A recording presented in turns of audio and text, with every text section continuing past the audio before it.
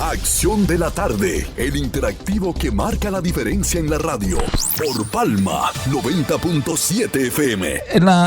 Los números, pasando ahora la encuesta, ustedes saben que Gallup se ha ganado un buen sitial de credibilidad en el país y en América, porque es una firma encuestadora que hace sus estudios, no solamente políticos, se hace sus estudios en todo lo que es América Latina, Estados Unidos también, y no solamente de política. Yo estuve escuchando a no que tiene una firma encuestadora, y dice que el 90% de los trabajos que ellos hacen no son políticos. Porque si una empresa va a sobrevivir nada más en la temporada política cada 4 años, pero la hacen a firmas comerciales, y que eso no son datos que se dan a conocer porque son internos de las compañías que la mandan a elaborar. Pero déjenme decirle que según los numeritos, parece que después de la proclamación del candidato presidencial del PRM, Luis Abinader, el presidente, y según los números de la última encuesta Gallup, si tomamos en cuenta la última como referencia y esta, la candidatura del presidente se ha disparado. Ha llegado a 55%. Bajó un punto Leonel Fernández con relación a la última, y alrededor de 5 puntos. El que más bajó, el candidato presidencial del PLD, queda en 13%. No sabemos realmente hasta dónde va a llegar. Los números fueron contundentes realmente, y los partidos de oposición que desesperadamente están buscando una alianza, desesperadamente, pero según los números de la encuesta Gallup, que fue realizada el 28 del mes pasado, ni siquiera con la alianza es suficiente, según esos números. Porque ya está rondando el PRM entre un 52 y 54% de favorabilidad ante una posible alianza. Dicen que ellos, el 50 y pico, votaría por los candidatos municipales del PRM, 23% votaría por los candidatos municipales del PLD, y 13 también, 17 por lo del Partido de la Liberación Dominicana. Entonces no hace la suma, y realmente aún con una alianza no es garantía de que ellos vayan a quedar por encima del PRM en las elecciones municipales. Parece ser que el PRM, sin lugar a dudas, se ha fortalecido mucho en estos últimos tiempos, y la situación está ahora tan amplia que en el escenario de segunda vuelta, Luis le gana a cualquiera de los dos con lo que vaya, pero le gana de manera abrumadora. También muestra el estudio que entre una segunda vuelta o eventual segunda vuelta entre Abel Martínez y Leonel Fernández, aunque es poco improbable, pero hay que poner el escenario. Ponen el escenario y Abel Martínez se lleva a Leonel en una segunda vuelta. Pero sin embargo, de partido a partido, el PLD se mantiene todavía por encima del PLD, que tiene 17% contra 23. Y entonces hay una situación ahí que vamos a ver. Ellos están confiando en una alianza para salir mejor. Le están hablando la alianza de los borrachos. La alianza de los borrachos. ¿Por qué la alianza de los borrachos? Bueno, porque cuando están borrachos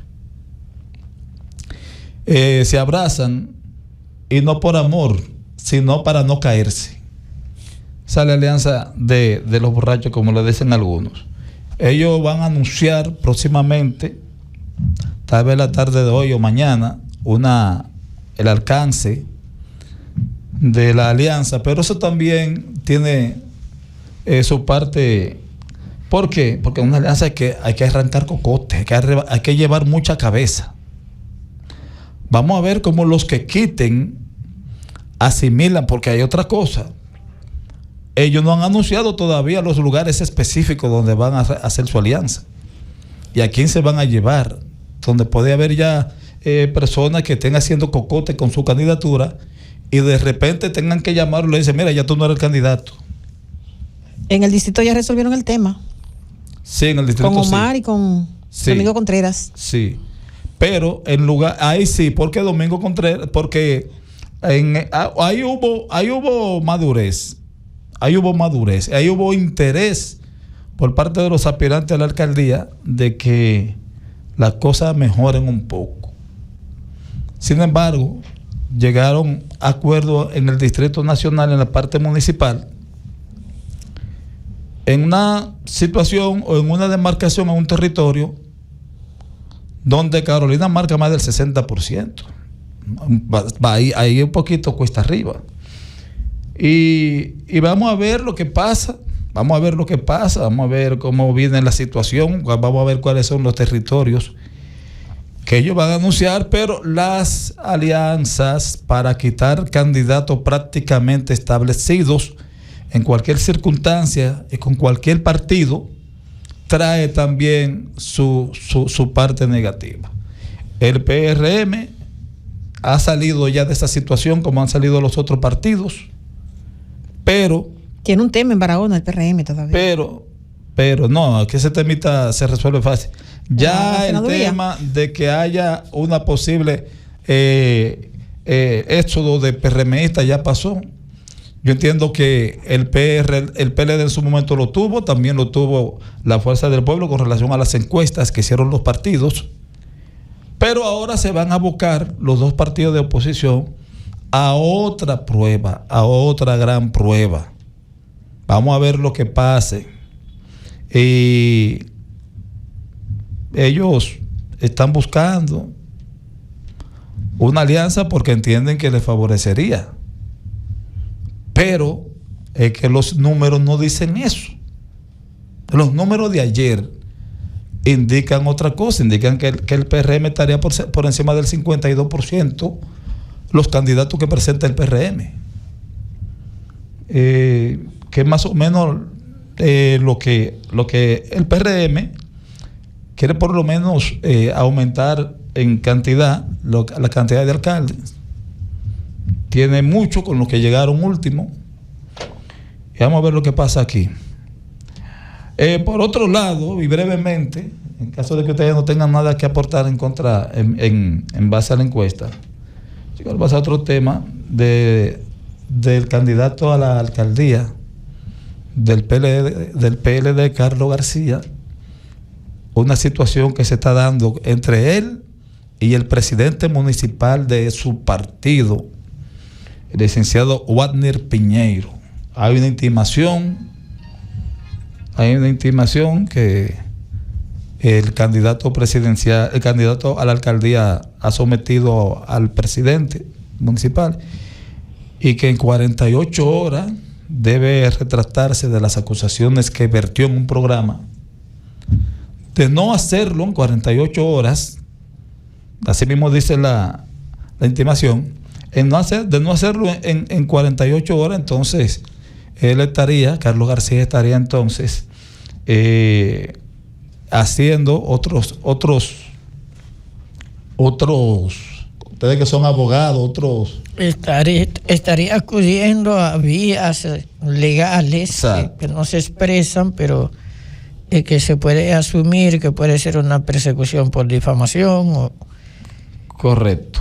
Entonces, yo veo que el presidente municipal del PLD, Wagner Piñeiro, que es mi amigo, me prestigia con su amistad, es del equipo político del candidato, se puede decir candidato a diputado, el ingeniero Pedro Peña Rubio, Y de no subsanarse eso, porque para las elecciones municipales quedan menos de 100 días, de no subsanarse eso en un tiempo, podría ir prácticamente a las elecciones municipales el PLD en Barahona fraccionado. No es verdad que el presidente del PLD, después de esa intimación, va a ir a la urna a votar por Carlos García. Él y posiblemente el equipo de Peñarrubio. Entonces es una situación difícil que entiendo yo como ciudadano que no debió llegar ahí hasta ese nivel y que realmente puede hacer daño a la candidatura municipal que presenta el Partido de la Liberación Dominicana. El abogado que hizo esa notificación, Fidel Tesano. es Fidel Tesano. Sí. Ese es el abogado de Carlos García. De Carlos García. Y en ese documento hay palabras muy fuertes, ¿verdad? Dice que Piñeiro acusó a Carlos García de haber hecho fraude. Hay un video, yo tengo un video aquí. Sí, de haber hecho fraude. De lo que dice Juan el Piñeiro. Lo que dice Juan, dice que Carlos García lo ha difamado por los medios digitales porque ha dicho que él llegó a la alcaldía, a ser candidato a la alcaldía porque él había cometido fraude. Le está pidiendo, ¿verdad?, que se retracte. Es un asunto, creo que secuestró personas sometidas supuestamente a encuesta, un tema que nada, la política es lastimosa y lastimera, porque se trata de dirigentes de un mismo partido y el que hayan llegado a ese nivel debilita la estructura partidaria. Eso, y mal dirigente que es Piñeiro, Vidal. Y son dos personas que tienen cada uno un espacio social en la comunidad. Uno tiene la condición de presidente y otro de candidato municipal. Y es lamentable que se llegue a ese nivel. Pero a veces las pasiones humanas son más fuertes que la razón política. Yo lo que entiendo es, doctor, que se ha llegado a un punto de no retorno.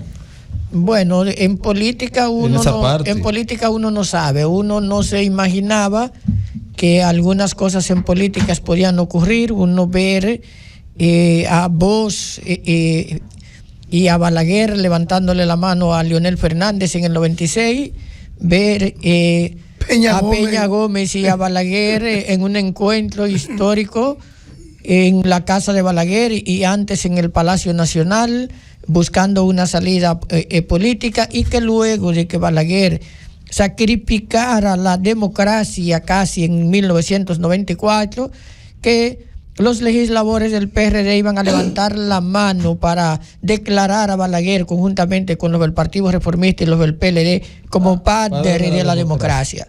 O sea, en política hay cosas que tú no puedes, y que ayer, después del galupazo, el galupazo de ayer, que tú tuvieras ya por fin un acuerdo que parecía prácticamente irreconciliable, porque Danilo Medina no quería que el hijo de Leonel Fernández fuera candidato a senador.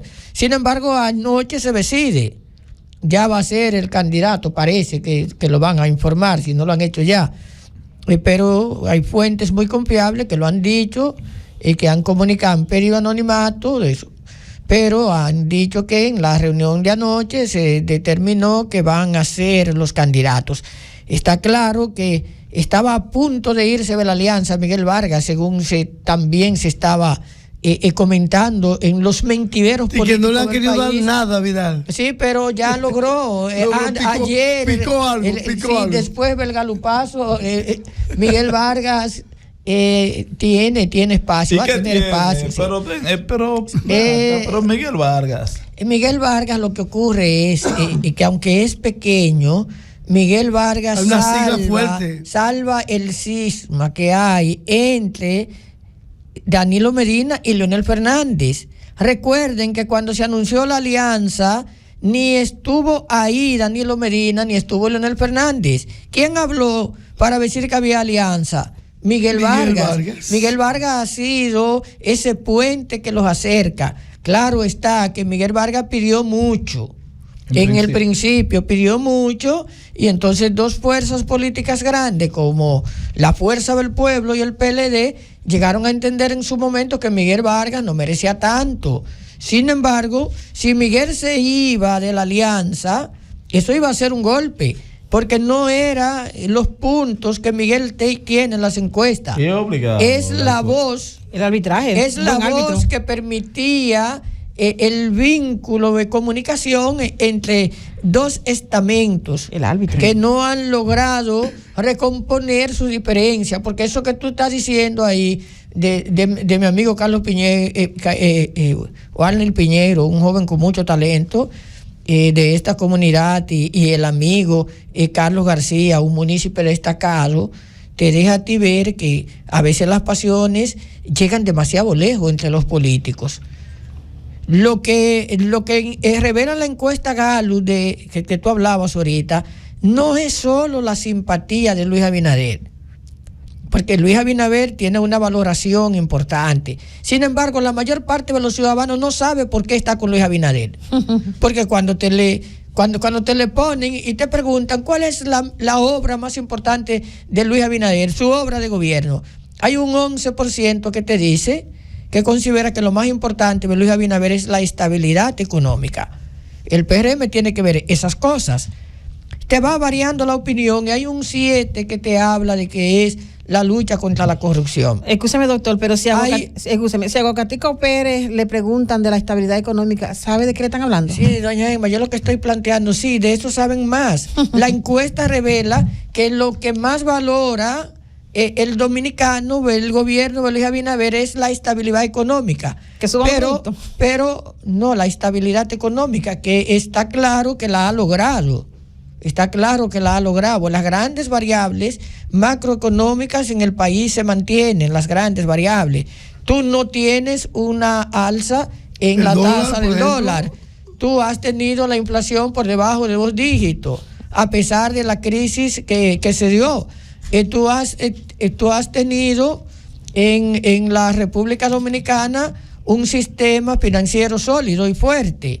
O sea, en términos económicos, el gobierno de Luis Abinader ha mantenido la estabilidad económica. Su debilidad está en la parte económica, en la cuestión de los préstamos, que habría que verlo hacia el futuro, qué efectos puedan tener. Pero los aspectos que mide el pueblo cuando se le pregunta, el que más puntuación tiene es ninguno. O sea, hay un 29% de gente que dice, cuando le preguntan sobre qué es lo más importante hecho por Luis Abinader, hay un 29% que habla de ninguno. O sea, ese no tiene una idea. Y hay un 9 casi por ciento que dice de nada. Cuando tú llegas a ese plano, tú te das cuenta que la gran simpatía de Luis Abinader es una simpatía macro. La gente ve en Luis Abinader, a pesar de que solo un 7% dice que es importante la lucha contra la corrupción, hay un 42% que dice que el gobierno de Luis Abinader es menos corrupto que que los gobiernos que le precedieron. Entonces hay una imagen de Luis Abinader que ha crecido porque se deja ver, tiene un problema y se puede equivocar y lo aborda, se equivoca y lo corrige, y como que el estilo de él gobernar a la gente le ha gustado. Cuando le preguntas de manera muy concreta si el monorriel vale, la gente te pone un 0 porque a lo mejor ni sabe que el monorriel es importante. Cuando le preguntas sobre escuela y construcción, el pueblo no sabe si las hizo o si no las hizo. Lo que quiero señalar pero entonces sabe, doctor, que la gran las variantes, que la gran diferencia, no, espérese, doña Emma, yo estoy viendo la encuesta, es la gran diferencia que hay, a mi modo de ver, en la percepción de que Luis Abinader gana en primera vuelta, tiene 55.3, entiendo, en la encuesta para irse en primera vuelta, pero cuando se consulta, si la gente, independientemente de por quién va a votar, si cree que va a haber primera vuelta, segunda vuelta, la gente llega casi a un 60 y dice que no. No, 63%. Dice que no. Y en ese mismo orden también, cuando le preguntan quién usted cree, no por quién va a votar, quién usted cree que ganaría las elecciones, también por encima del 60% la gente opina que Luis Abinader. Que Luis Abinader, y dice que el PRM quiere el 56% de la gente que gane. Tú decías, ¿por qué si hay un escenario de segunda vuelta entre Abel y Leonel, gana Abel? Porque Leonel tiene un 35% de tasa de rechazo y Abel tiene un 22%. Por eso, doctor, ha crecido mucho la tasa de rechazo de Abel. Por eso cuando usted dice que la gente entiende, de acuerdo a los datos que revela la encuesta, que la gente dice que Abinader es menos corrupto, es que Abinader tiene 3 años, y si compara con 20 años de otros partidos, entonces la diferencia ahí, ¿entiendes? Ahí también hay una percepción, por ejemplo, en 3 años tú no puedes catalogar tal nivel de que... Es que no hubo en los gobiernos pasados ningún discurso judicial contra la corrupción.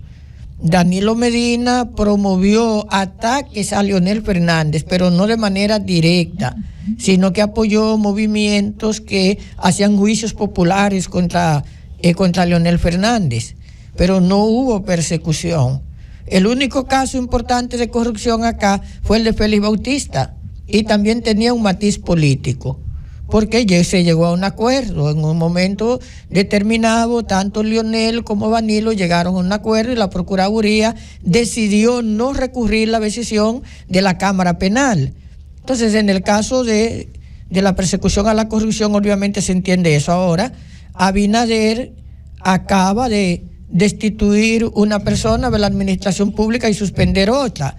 Tiene 28 funcionarios que, cuando han sido cuestionados de alguna forma, él ha decidido ponerle término al mandato o suspenderlo y pedir que se abran espacios de investigación.